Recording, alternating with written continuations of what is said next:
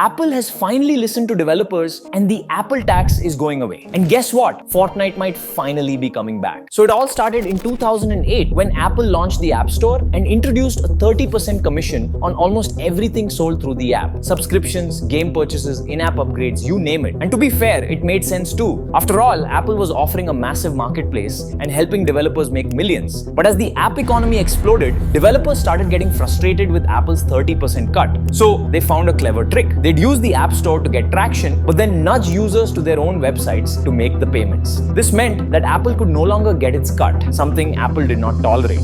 So they started blocking developers from telling users about cheaper payment options outside the app. Now, when this reached the court, Apple was forced to allow developers to redirect users again. But this is where Apple did something sneaky. Yes, the developers could now redirect users to external links, but Apple would still charge a 27% cut since Apple believed it facilitated the transaction. And that's where Epic Games stepped in. They did something nobody would even dare of doing against Apple. They built their own in-app payment system called Epic Direct Payment inside Fortnite, bypassing Apple completely within the app itself. So in classic Apple fashion, Fortnite was kicked off the App Store immediately, and thus began the iconic Epic Games versus Apple lawsuit. Epic argued Apple was abusing its monopoly, while Apple said it was just protecting its users. But after years of constant back and forth, Epic Games finally won on April 30, 2025, and they won big. So big that Fortnite might eventually be coming back. Even though Apple has filed an appeal against this contempt ruling last week, Epic's win could change everything for developers. With Apple no longer taking its cut, developers can finally build apps without worrying about losing a third of their revenue, eventually motivating more indie developers to build apps